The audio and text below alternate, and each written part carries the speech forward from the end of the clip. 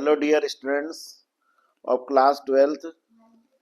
हमारा जो चैप्टर चल रहा है ऑर्गेनिज्म एंड पॉपुलेशन, जीव और जीव संख्या वाला जो हमारा चैप्टर चल रहा है, उस चैप्टर में अभी तक मैं आप लोगों को पॉपुलेशन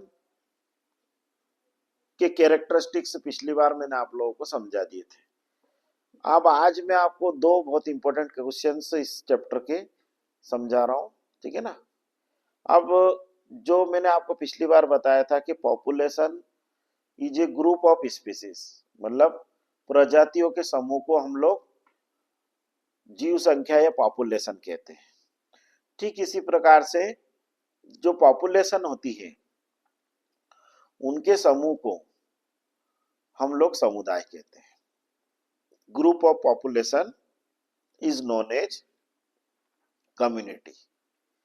अब जो हमारी एनसीईआरटी की बुक है उसमें समुदाय है, थोड़ा सा उसके बारे में मेंशन है। इसके कारण से वो कभी कभी जीव संख्या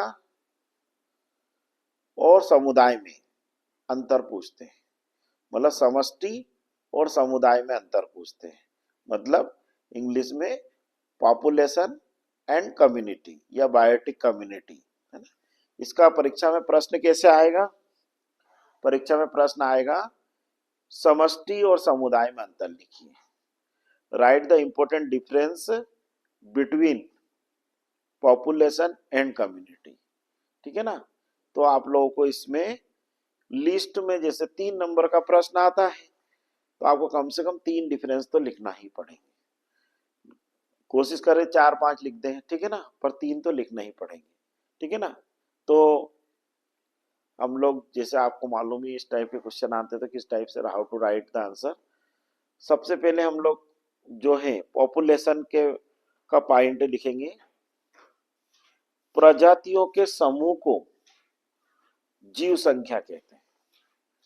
group of species is known as population.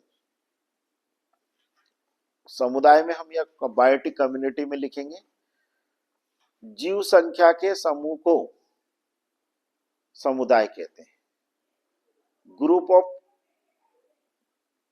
Different population is known as biotic community, ठीक है ना। जीव संख्या जो रहती है मतलब समष्टि रहती है, पॉपुलेशन रहती है, उसका इकोसिस्टम के साथ मतलब उसका पारिस्थितिक तंत्र के साथ क्या सह संबंध है, क्या को रिलेशनशिप है, उसकी स्टडी को हम लोग पॉपुलेशन इकोलॉजी या डेमेकोलॉजी कहते हैं। Study of population with relation to ecosystem is known as demecology और पॉपुलेशन इकोलॉजी। समुदाय के पॉइंट में अपन लिखेंगे समुदाय का पारिस्थितिक तंत्र से जो संबंध होता है उसकी स्टडी को कम्युनिटी इकोलॉजी या सीन इकोलॉजी कहते हैं, है ना। The study of community in relation with ecosystem is known as community ecology और सीन इकोलॉजी, ठीक है। तीसरा जो पॉइंट होगा वो पॉइंट होता है कि पॉपुलेशन के क्या क्या कैरेक्टरिस्टिक्स होते हैं। तो उसमें अपन लिखेंगे जीव समष्टि के प्रमुख समष्टि निम्न प्रमुख लक्षण प्रदर्शित करती है, मतलब population exhibit following characteristics: shape and size, आकार और माप, जीव संख्या घनत्व, पॉपुलेशन डेंसिटी, जन्म दर, मृत्यु दर मतलब बर्थ रेट, डेथ रेट, है ना, डिस्पर्सन, पॉपुलेशन डिस्पर्सन, उसके बाद एज डिस्ट्रीब्यूशन, वयस वितरण और बायोटिक पोटेंशियल, जैविक विभव। जो जो आपको मैंने जीव संख्या के या समष्टि के कैरेक्टरिस्टिक बताए थे वो सारे कैरेक्टरिस्टिक्स, वो सारे लक्षण अपने को लिखना है। फिर आप लोग उधर में लिखेंगे समुदाय में क्या क्या होते हैं। समुदाय के जो कैरेक्टरिस्टिक्स होते हैं अपनी बुक में नहीं दे रखे, ये आपको सर्च करना पड़ेंगे, उस लाइन टू लाइन पढ़ोगे जब आएंगे तो उसमें आपको मैं बता देता हूं एक कम्युनिटी क्या क्या कैरेक्टरिस्टिक्स, मतलब एक समुदाय क्या क्या लक्षण प्रदर्शित करती है। तो उसमें होती कीस्टोन स्पीसीज, कीस्टोन प्रजाति। उसके बाद होता है ट्रॉफिक स्तर, पोसी स्तर। उसके बाद होता है ट्रॉफिक लेवल बोलते हैं उनको इंग्लिश में। उसके बाद होता है इकोलॉजिकल डोमिनेंस, पारिस्थितिक बहुलता। फिर उसके बाद होता है स्ट्रेटिफिकेशन, स्तरीकरण, ठीक है ना। एज इफेक्ट, एज मतलब वो एज वाला नहीं, एज EDGE वाला इफेक्ट, एज इफेक्ट। इसके अलावा इकोटोन। उसके बाद अनुक्रमण, सक्सेशन। ये सारे कैरेक्टरिस्टिक्स होते हैं समुदाय के। एक बार मैं डबल से बताता हूं। समुदाय या बायोटिक कम्युनिटी के क्या क्या कैरेक्टरिस्टिक्स होंगे। कीस्टोन स्पीसीज होगी, कीस्टोन प्रजाति। इकोलॉजिकल डोमिनेंस, पारिस्थितिक बहुलता। ट्रॉफिक लेवल, पोसी स्तर। स्ट्रेटिफिकेशन, स्तरीकरण। एज इफेक्ट, है ना। इसके बाद सक्सेशन, अनुक्रमण, पारिस्थितिक अनुक्रमण। ये सारे कैरेक्टरिस्टिक्स पॉपुलेशन के द्वारा कम्युनिटी के द्वारा प्रदर्शित किए जाते हैं। ये सारे आपके डिफरेंस हो जाएंगे किसमें, आपका समष्टि और समुदाय में। अंग्रेजी में बोलते पॉपुलेशन एंड बायोटिक कम्युनिटी। तो ये आपका एक बहुत इंपॉर्टेंट क्वेश्चन है जो परीक्षा के अंदर बहुत बार पूछा गया है। एक और छोटा सा क्वेश्चन इसी में से आता है, इकोटोन क्या है। इकोटोन जो है मतलब जो जहां पर दो कम्युनिटी रहती है, मतलब दो अलग अलग इकोसिस्टम है, वहां पे दो अलग अलग टाइप की बायोटिक कम्युनिटी होगी। तो उन बायोटिक कम्युनिटी का एक ऐसा एरिया होता है, दो जैव समुदाय का एक ऐसा एरिया होता है जहां पर दोनों कम्युनिटी के मेंबर, दोनों समुदाय के सदस्य आपस में मतलब वहां पर इंटरेक्ट करते हैं, मतलब वहां पर उनके बीच में हमेशा तनाव बना रहता है, टेंशन बना रहता है। तो किन्हीं भी दो समुदायों के बीच का जो ट्रांजिशन जोन होता है, the transition zone between two biotic community is known as ecotone. मतलब किन्हीं दो जैव समुदायों के बीच का संक्रमण क्षेत्र या संक्रमिका क्षेत्र को इकोटोन या संक्रमिका कहते हैं। और ये वो एरिया होता है, ये वो जोन होता है जहां पर इन दोनों बायोटिक कम्युनिटी के मेंबर्स के बीच में स्ट्रगल होता है, संघर्ष होता है। Struggle for space, struggle for food, struggle for everything, ठीक है ना। मतलब एग्जिस्टेंस के लिए भी, प्रभुत्व के लिए भी। अब इसको अपन कैसे समझे, अब अपन इसको बायोलॉजी की टर्मिनोलॉजी में ही समझेंगे तो ज्यादा बेटर होगा। जैसे मान के चलो हम लोग एक ग्रासलैंड इकोसिस्टम है, मतलब घास के मैदान का पारिस्थितिक तंत्र है, और एक वन का पारिस्थितिक तंत्र है, फॉरेस्ट इकोसिस्टम है। तो जहां पर ग्रासलैंड और फॉरेस्ट इकोसिस्टम की जो दोनों कम्युनिटी होगी उसका एक एरिया होगा जहां पर जैसे ग्रासलैंड इकोसिस्टम एंड हो रहा है और उसके बाद फॉरेस्ट इकोसिस्टम स्टार्ट हो रहा है।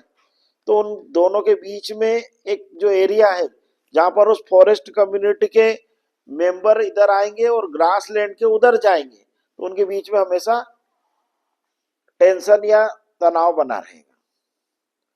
इस एरिया को हम लोग इकोटोन कहते हैं।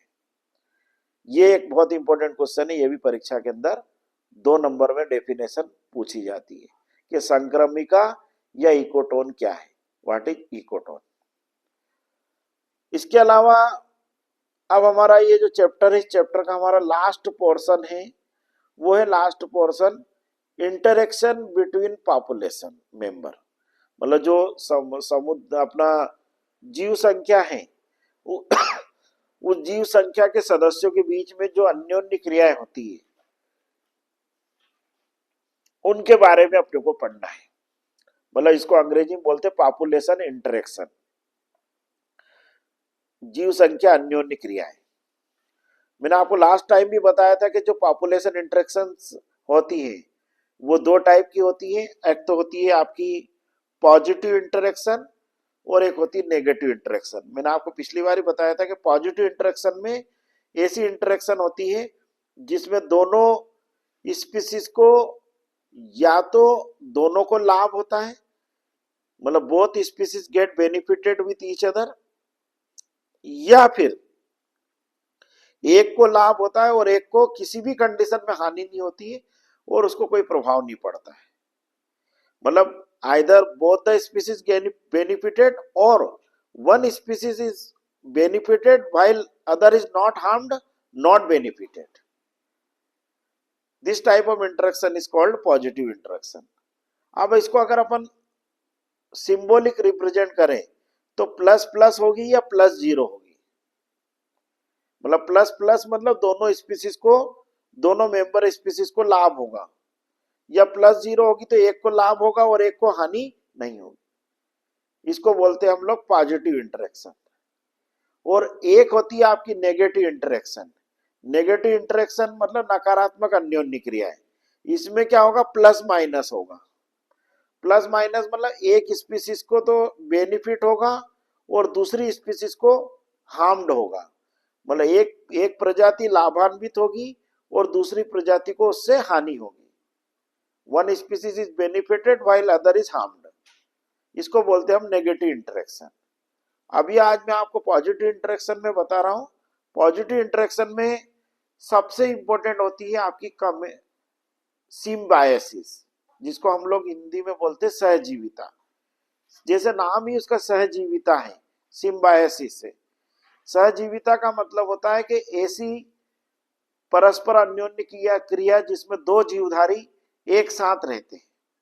मतलब दो स्पीसीज एक साथ रहती है और दोनों स्पीसीज परस्पर एक दूसरे को लाभ पहुंचाती है। मतलब both species provide benefit to each other while neither of the species get harmed. मतलब दोनों स्पीसीज में से, दोनों प्रजातियों में से किसी भी प्रजाति को किसी भी कंडीशन में नुकसान नहीं होता। इस प्रकार की अन्योन्य क्रिया को हम लोग सहजीविता या अंग्रेजी में सिम्बायोसिस कहते हैं। तो सिम्बायोसिस या सहजीविता जो रहती है, इसका परीक्षा के अंदर हर साल प्रश्न आता है। ठीक है ना। मतलब ये इतना इंपॉर्टेंट क्वेश्चन है कि इसका मतलब जो मान कर नीट के एग्जाम में भी एक कवरिंग क्वेश्चन हर साल कुछ ना कुछ तरीके से वो पूछते हैं। ठीक है ना।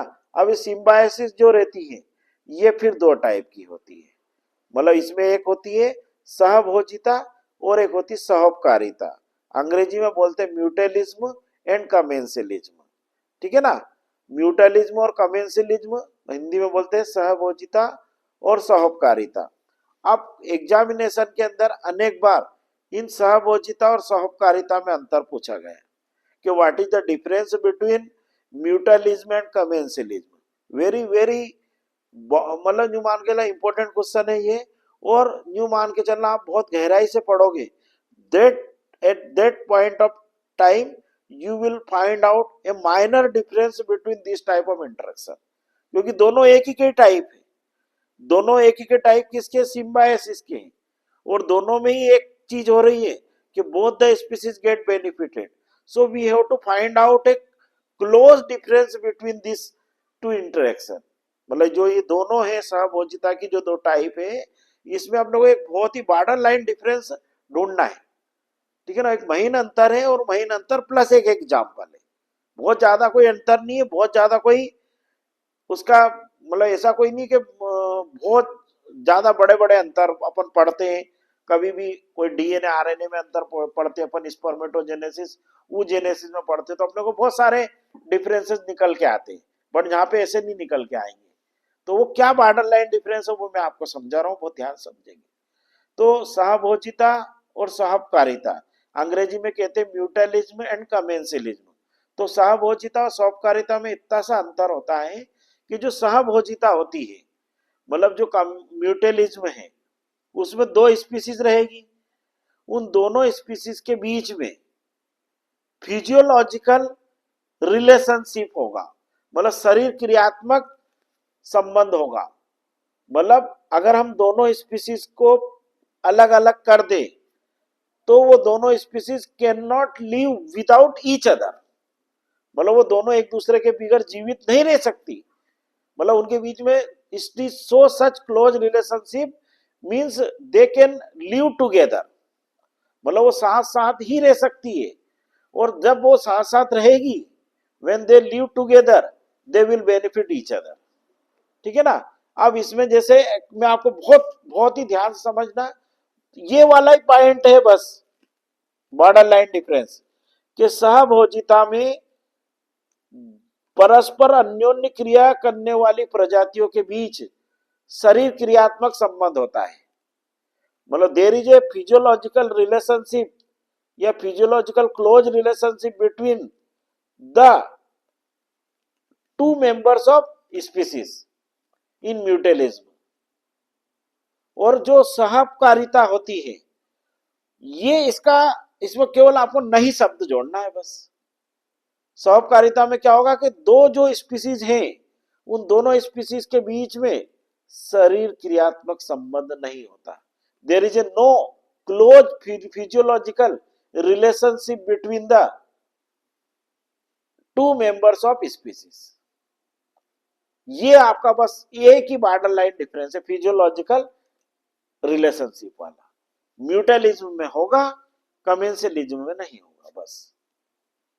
म्यूटलिज्म में ना आपको एक और बहुत इंपॉर्टेंट बात बताई थी कि वो दोनों स्पीसीज इतनी क्लोजली एसोसिएटेड हैं कि यदि अगर अपन ने उनको अलग अलग कर दिया तो they can not survive without each other.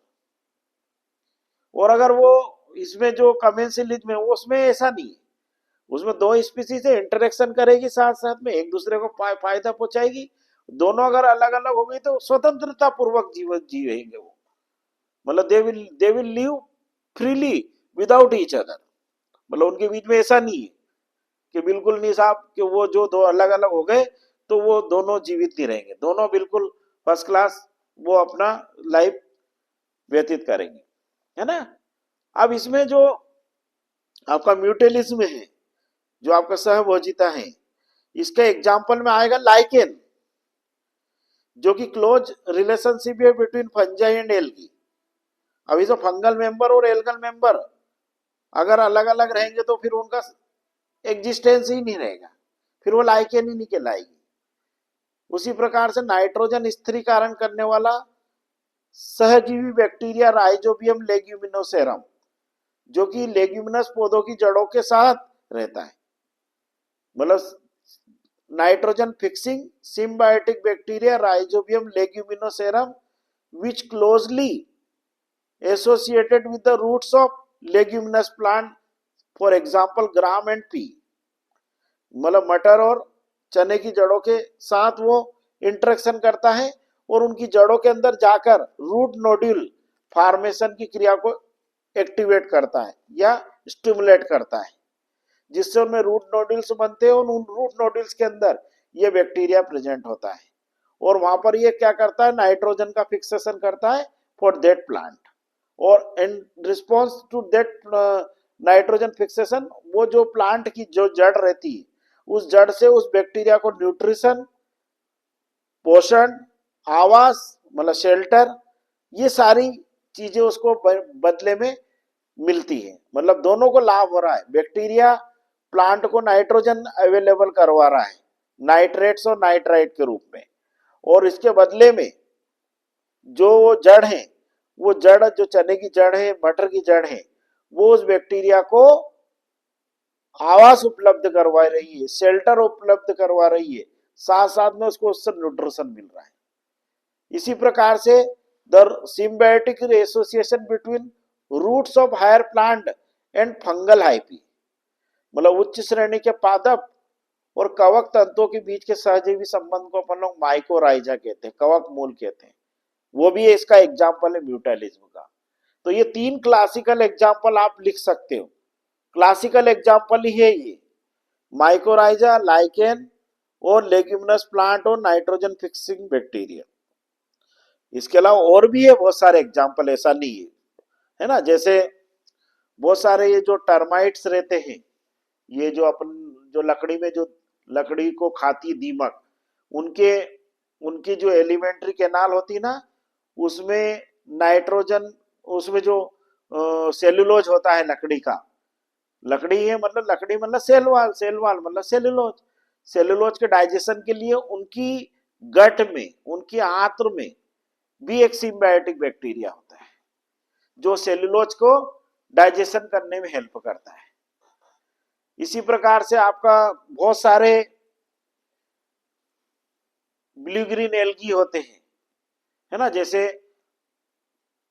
Cycas का पौधा होता है, उस साइकस के पौधे के अंदर जो ब्लू ग्रीन एल्गी होती है, एनाबिना, है ना, नॉस्टॉक, वो उसकी जड़ों के अंदर घुस जाती है और उसकी जड़ों में कोरेलाइट पैटर्न डेवलप करती है।